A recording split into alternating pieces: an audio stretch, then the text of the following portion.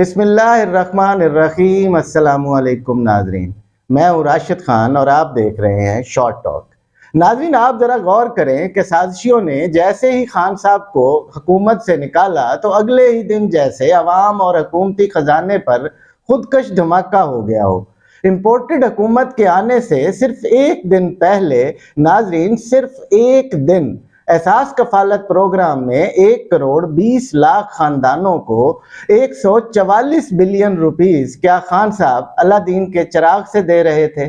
Imported کے آنے سے صرف ایک دن پہلے تک غریبوں کو 10-10 لاکھ کا ہیلتھ کارڈ اور مفت علاج کیا خان صاحب اللہ دین کے چراغ سے دے رہے تھے؟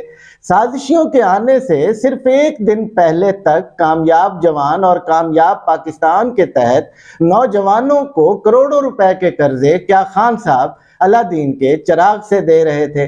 چوروں کے آنے سے صرف ایک دن پہلے ملک کے 3 بڑے ڈیمز پر تیزی سے کام کے اخراجات کیا خان صاحب اللہ دین کے چراغ سے دے رہے تھے؟ ان جھوٹوں کے آنے سے صرف ایک دن پہلے تک عوام کو سستا پیٹرول اور بجلی دینے کے لیے سبسڈی کی مد میں اربوں روپے کیا خان صاحب اللہ دین کے چراغ سے دے رہے تھے؟ لٹیروں کے آنے سے صرف ایک دن پہلے تک ناظرین پناہ گاہوں اور لنگر خانوں کے کروڑوں کے اخراجات کیا خان صاحب اللہ دین کے چراغ سے دے رہے تھے؟ اس امپورٹڈ حکومت نے آخر ایسا کیوں کیا اور اس کے پیچھے کیا مقاصد ہیں؟ آپ ناظرین مجھے تھوڑا سا وقت دیں، میں کوشش کرتا ہوں کہ شارٹ کر کے آپ کو بتا سکوں۔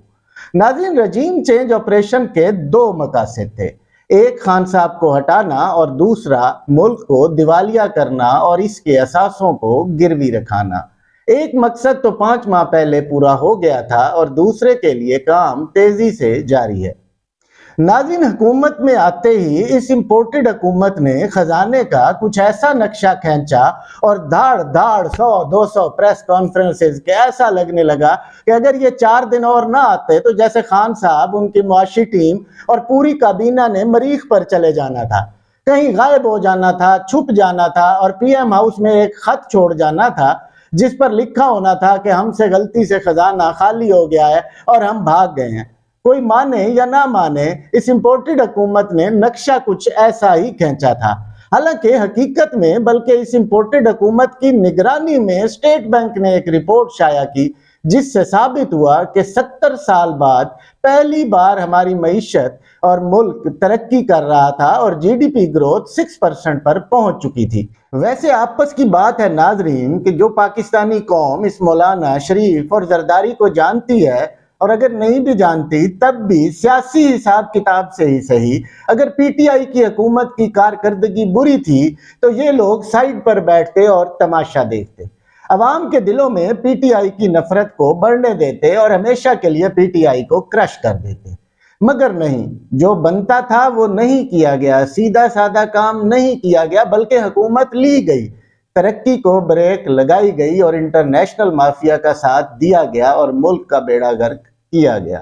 اور یہی ہے ناظرین سیکنڈ تھیوری، یعنی دوسری گریٹ گیم۔ ناظرین، آپ یاد کریں کہ پرائم منسٹر بننے کے بعد عمران خان صاحب نے Saudi Arabia, U A E, Turkey اور ملائیشیا کے کامیاب دورے کیے۔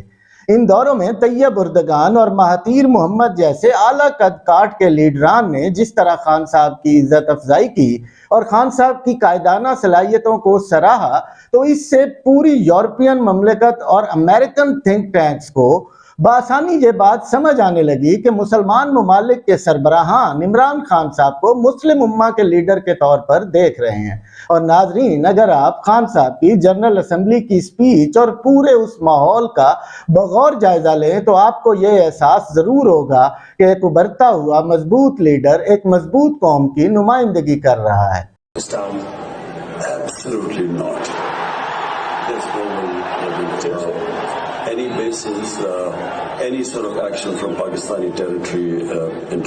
ناظرین، ایبسلیوٹلی ناٹ صرف ایک لفظ نہیں تھا، اتنا کرارا اور ٹکا کر انکار مغرب کے لیے بالکل نئی بات اور ایک واضح پیغام تھا، ورنہ 70 سال سے اگر کبھی 2-4 دفعہ ہم لوگوں کو انکار کرنا بھی پڑا تو ہمارے انکار میں بھی چاپلوسی اور مظلومیت ہوتی تھی۔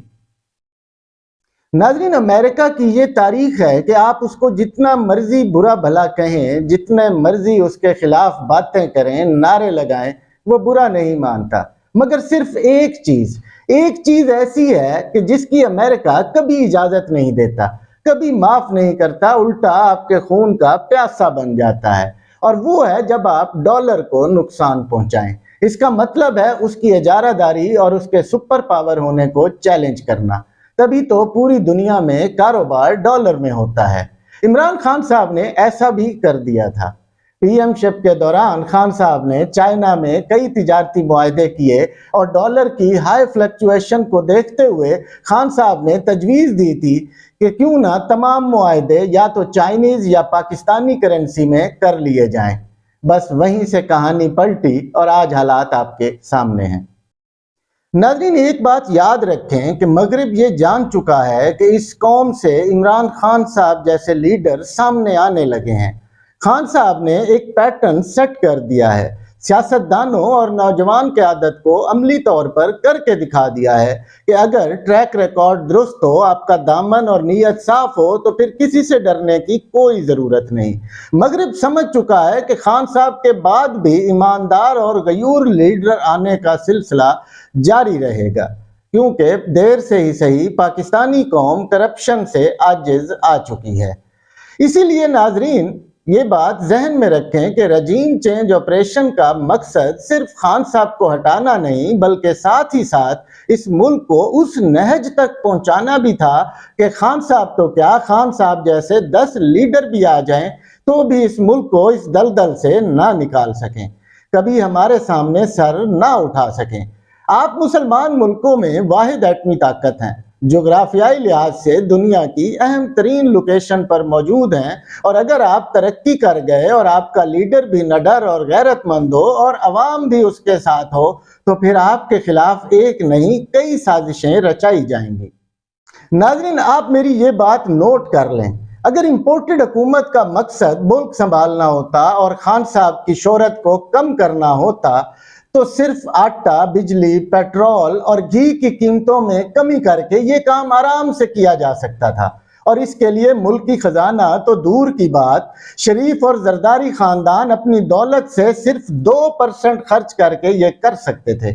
मगर आप जरा गौर करें कि अवाम के दिलों में घर करने की बजाय, मुल्क को संभालने की बजाय हर वो काम किया गया जिससे अवाम की नफरत मजीद बढ़े, मुल्क मजीद दलदल में फंसे, मुआशी बदहाली हो, क्योंकि इनको लाने का मकसद मुल्क को दिवालिया करना, अनारकी और तफरीक की तरफ धकेलना था। इम्पोर्टेड हुकूमत रिजीम चेंज का दूसरा मकसद हासिल करने की जानिब तेजी से रवां दवा है। चाहे मीडिया बंद करना पड़े, चाहे पूरे मुल्क में मोबाइल नेटवर्क बंद करना पड़े, चाहे 3 करोड़ सैलाब ज़दगान रोते पीटते रहें, चाहे पूरा मुल्क चीखता रहे, मगर ये लोग जिस बर्बादी के लिए आए हैं ये वो करके ही रहेंगे, क्योंकि उसके लिए इनको बहुत कुछ दिया जा चुका होगा और आगे भी दिया जाएगा। नाज़रीन, इस मुल्क को बचाने में खान साहब, पाकिस्तानी अवाम और हमारी अदलिया का रोल बहुत अहम है। अगर ये तीनों अपनी अपनी जगह पर साबित कदम रहे और डटे रहे तो फिर इस इंटरनेशनल एजेंडा को नाकाम बनाया जा सकता है, मगर वो भी बहुत तगोदो और बहुत मुश्किलों के बाद। और अगर इन तीनों में से कोई भी अपने रोल को सही तरह ना निभा सका, खुदा न खास्ता, तो फिर फैज़ अहमद फैज़ वाली बात सच होगी और मेरा वोट भी फैज़ अहमद फैज़ के साथ ही होगा। नाज़रीन, फैज़ अहमद फैज़ वाला किस्सा ये है कि एक बार फैज़ अपने दोस्तों के साथ एक महफिल में बैठे थे और सियासत पर गुफ्तगू हो रही थी। तमाम दोस्त इस बात पर यकजा थे कि इस बार खूनी इनकलाब आएगा। फैज़ अहमद फैज़ बोले कि मेरा ख्याल है उससे भी बुरा होगा। सब ने चौंक कर फैज़ की तरफ देखा कि खूनी इनकलाब से ज्यादा बुरा क्या होगा। फैज़ बोले, मुझे लगता है कुछ भी नहीं होगा। अपना बहुत सारा ख्याल रखिएगा। चैनल को लाइक और सब्सक्राइब जरूर कीजिएगा ताकि हमारी अगली वीडियो आपको वक्त पर मिल सके। अल्लाह हाफ़िज़।